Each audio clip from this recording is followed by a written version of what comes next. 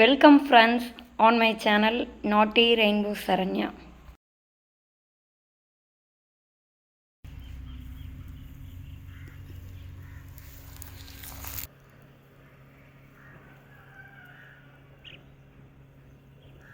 போறோம் அப்படினா சப்பாத்திக்கு மாவு வந்து பிணைஞ்சிக்கலாங்க.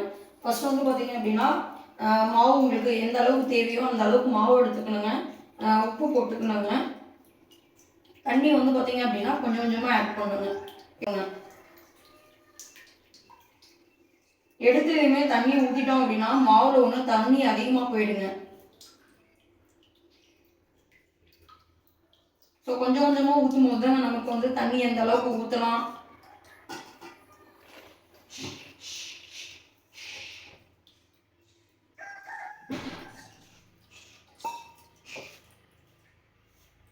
மாவு வந்து பார்த்தீங்க அப்படின்னா நல்லா சாஃப்டாக இருக்கணும்னா நல்ல மாவு வந்து பிணையணுங்க.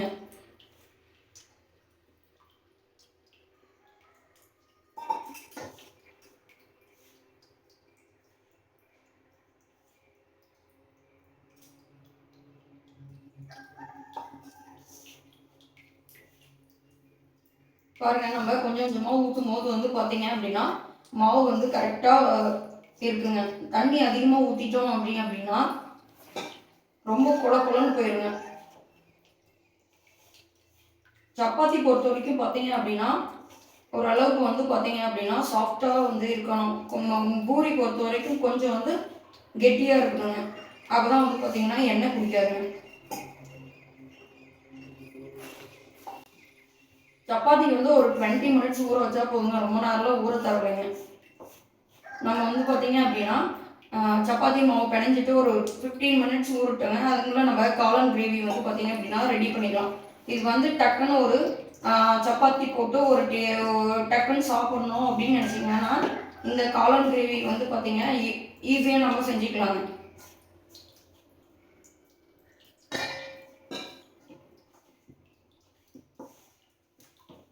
அவ்வளோதாங்க. என்ன ஒரு 2 மினிட்ஸுங்க சப்பாத்தி மாவு பிணைஞ்சிடலாங்க.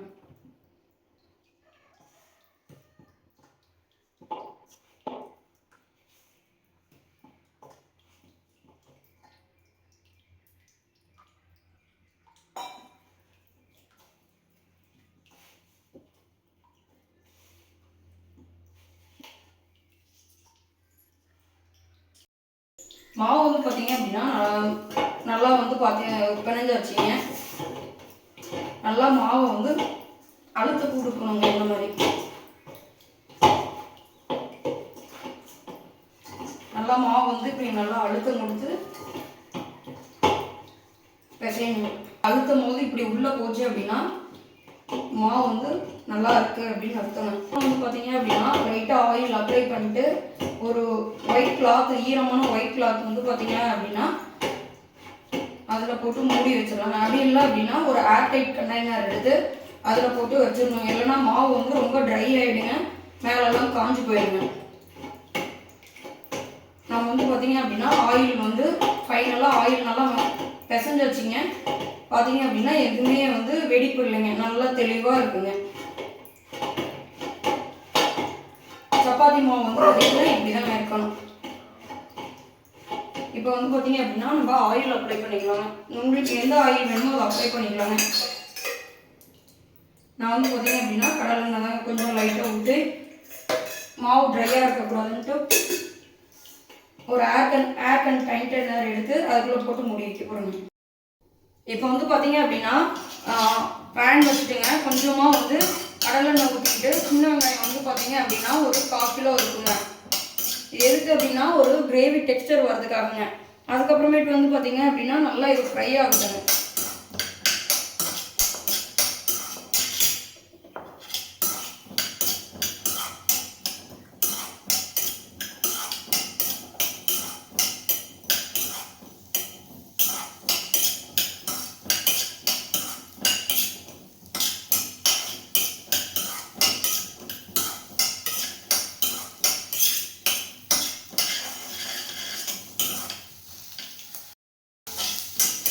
நல்லா ஃப்ரை ஆகிட்டு இருக்குங்க வெங்காயம். ஃப்ரை ஆனதுக்கப்புறம் அதுக்கப்புறமேட்டு வந்து பார்த்தீங்கன்னா ஒரு கிரேவிக்கு வேணுன்றதுனால ஒரு 1/2 தக்காளி மட்டும் யூஸ் பண்ணிக்கலாங்க. மீதி அரை தக்காளி வந்து பார்த்தீங்கன்னா குழம்பு தாளிக்கும் போது போட்டுக்கிறாங்க. நான் ஒரு மீடியம் தக்காளியில் மட்டும்தாங்க யூஸ் பண்ணுறேன். அதுவும் இல்லை, அரை தக்காளி போடுறேங்க. அதுக்கப்புறம் குழம்பு தாளிக்கும் போது அரை தக்காளி யூஸ் பண்ணிக்கலாங்க.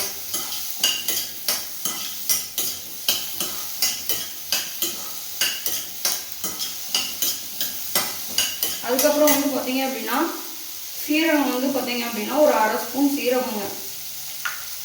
சோம்பு வந்து பார்த்தீங்க அப்படின்னா அது ஒரு அரை ஸ்பூனுங்க.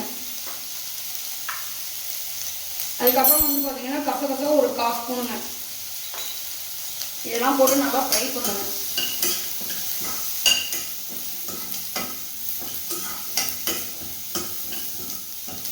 இதை வந்து சிம்மில் வச்சுக்கோங்க, இல்லைன்னா தீஞ்சு போயிடுவாங்க.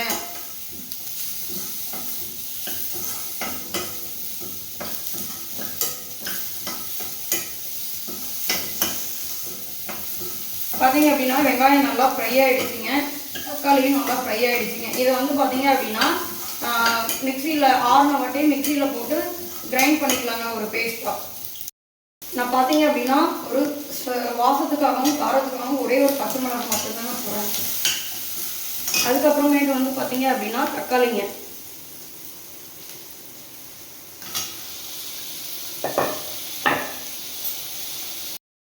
தக்காளி வேகிறதுக்காக என்ன பண்ணலாம் அப்படின்னு பார்த்தீங்க அப்படின்னா இது உப்பு வந்து பார்த்தீங்கன்னா ஒரு அரை ஸ்பூன் உப்பு போடுவேன்.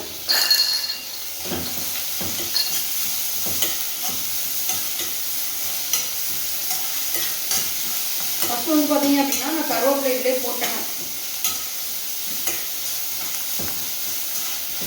எதுக்காக உப்பு போடுறோம் அப்படின்னு பார்த்தீங்க அப்படின்னா வெங்காயமும் தக்காளியும் சீக்கிரம் ஃப்ரை ஆகிறதுக்குங்க.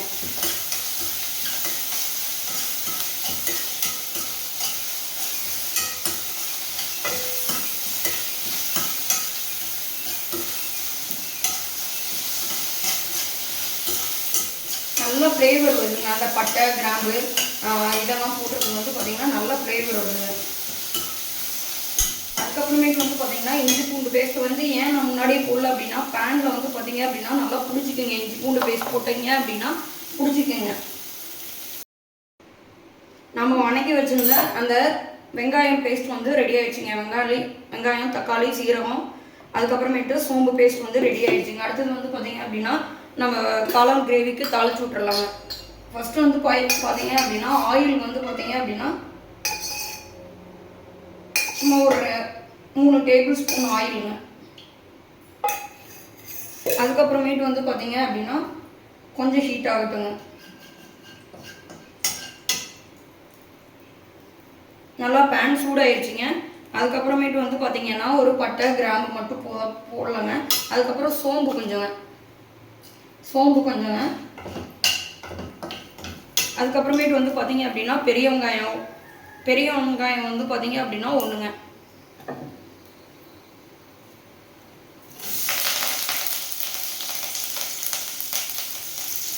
பெரிய வெங்காயம் போட்டுக்கலாம்.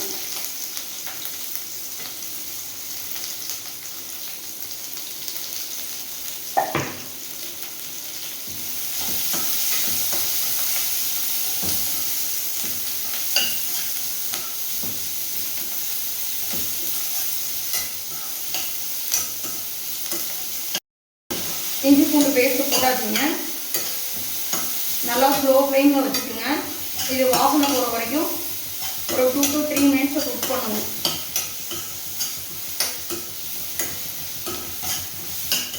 இஞ்சி பூண்டு பேஸ்ட்டு ஸ்மெல் வந்து பார்த்தீங்க அப்படின்னா பச்சை ஸ்மெல் வந்து போயிடுச்சுங்க.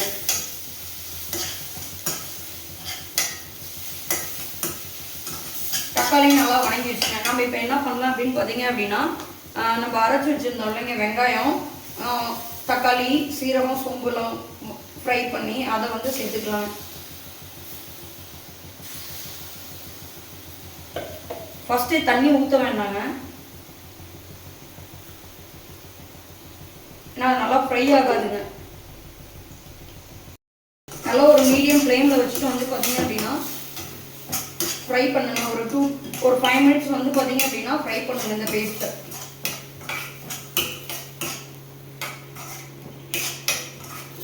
அப்படிதான் அந்த பச்சை ஸ்மெல் போகுங்க.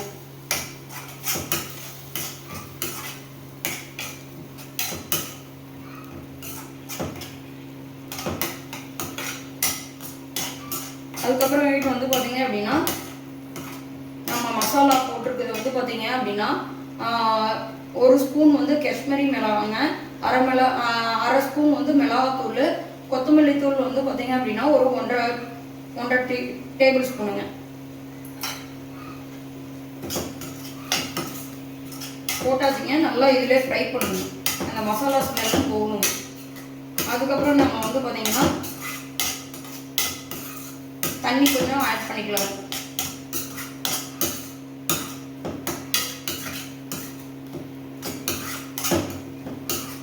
ஒரு ஈஸியாக ஒரு டிஃபனுக்கு டக்குன்னு ஒரு காளான் ரெசிபி கிரேவி வேணும் அப்படின்னா இதை நீங்கள் சூஸ் பண்ணலாங்க. நான் டிஃபனுக்கு வந்து பார்த்தீங்கன்னா டக்குன்னு ரெடி ஆகணும் அப்படின்னா இதை தாங்க ஃபாலோ பண்ணேன். நல்லா வந்து இந்த மசாலாவும் வந்து பார்த்தீங்கன்னா இந்த பேஸ்ட்டோட மிக்ஸ் ஆகி நல்லா பச்சை ஸ்மெல்லாம் போயிடுச்சுங்க. நம்ம இப்போ கொஞ்சம் கொஞ்சமாக தண்ணி ஆட் பண்ணிக்கிறாங்க. நான் வந்து பார்த்தீங்க அப்படின்னா ஒரு 1/4 டம்ளர் தண்ணி மட்டும்தாங்க ஊற்றிருக்கேன். கிரேவி ரொம்ப திக்காக இருக்குங்க, ஒரு 1/2 டம்ளர் தண்ணி ஊற்றிக்கலாங்க. அதுக்கப்புறமேட்டு வந்து பார்த்தீங்க அப்படின்னா காளான் போடும்போது அதில் கொஞ்சம் தண்ணி விடுங்க.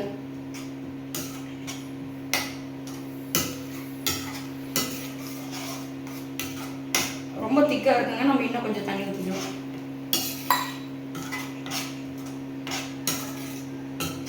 ஒரு கொதி வரட்டுங்க, காளான் ஆட் பண்ணிக்கலாம். உப்பு வந்து பார்த்தீங்க அப்படின்னா நம்ம ஒரு 1/2 ஸ்பூன் தாங்க போட்டோம். இப்போ ஒரு 1/2 ஸ்பூன் போடலாங்க. உங்களுக்கு எந்த அளவுக்கு தேவையோ அந்த அளவுக்கு போட்டுக்கலாம்.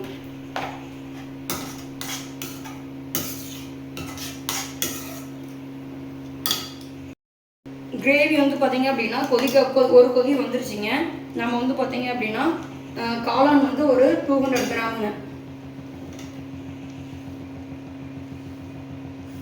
ஆட் பண்ணிக்கலாம். நல்லா திக்காக நல்லா கிரேவி வந்து பார்த்தீங்கன்னா நல்லா இருக்குங்க. உப்பு வந்து நம்ம ஆல்ரெடி போட்டாச்சுங்க, ஒரு ஸ்பூன் டேபிள் ஸ்பூன் போட்டுருக்குங்க. அதுக்கப்புறம் பார்த்துக்கிட்டு போட்டுக்கலாம். இப்போ வந்து பார்த்தீங்க அப்படின்னா கொஞ்சமாக மட்டும் தண்ணி ஆட் பண்ணிக்கலாம். கொதிச்சுக்குங்க. நம்ம அதுக்குள்ள வந்து பார்த்தீங்க அப்படின்னா சப்பாத்திக்கு ரெடி பண்ணிக்கலாங்க. இது வந்து பார்த்தீங்க அப்படின்னா ஒரு மீடியம் ஃப்ளேமில் வச்சுருக்கலாங்க, ரொம்ப ஹை ஃப்ளேமில் வைக்க வேணாம். பார்த்தீங்க அப்படின்னா நான் வந்து ஒரு 15 மினிட்ஸ் ஊற வச்சுருந்தோம் இல்லைங்க. மாவு பார்த்தீங்க அப்படின்னா கொஞ்சம் கூட விரிசல் இல்லாமல் நல்லா சாஃப்டாக இருக்குங்க. நம்ம வந்து பார்த்தீங்க அப்படின்னா சப்பாத்தி தேவை எடுத்துக்கலாங்க. அதுக்குள்ளே கிரேவி ரெடி ஆகிடுங்க. பார்த்தீங்க அப்படின்னா நம்மளுக்கு இப்போ காளான் கிரேவியும் ரெடி ஆகிடுச்சிங்க. ஒரு பக்கம் வந்து பார்த்தீங்க அப்படின்னா தவாவும் சூடாகிடுச்சிங்க. சப்பாத்தி போட்டு எடுத்துக்கலாங்க. ஃபைனல் டச் வந்து பார்த்தீங்க அப்படின்னா கொத்தமல்லி தழை இல்லாமல் இருக்குங்களா? ஃபைனல் டச் வந்து பார்த்தீங்க அப்படின்னா கொத்தமல்லி தழை போட்டிங்கன்னா தான் அந்த ஸ்மெல்லை வந்து பார்த்தீங்க அப்படின்னா சூப்பராக எடுத்து கொடுக்குங்க. நம்மளுடைய கிரேவி வந்து பார்த்தீங்க அப்படின்னா நல்லா சூப்பராக கலர்ஃபுல்லாக ஃபினிஷ் ஆகிடுச்சிங்க. ஒரு ஈஸியான ஒரு மஷ்ரூம் கிரேவி டக்குன்னு செய்யணும் அப்படின்னா இதை நீங்கள் வந்து சூஸ் பண்ணலாங்க.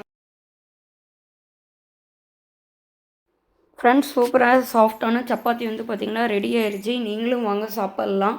கிரேவி வந்து பார்த்திங்கன்னா அவ்வளோ டேஸ்ட்டாக இருக்குது. நீங்களும் இதை செஞ்சு பார்த்துட்டு கமெண்ட் செக்ஷனில் எப்படி இருந்துன்னு சொல்லுங்கள். தொடர்ந்து என்னுடைய வீடியோ பாருங்கள், லைக் பண்ணுங்கள், கமெண்ட் பண்ணுங்கள், ஷேர் பண்ணுங்கள். Bye friends.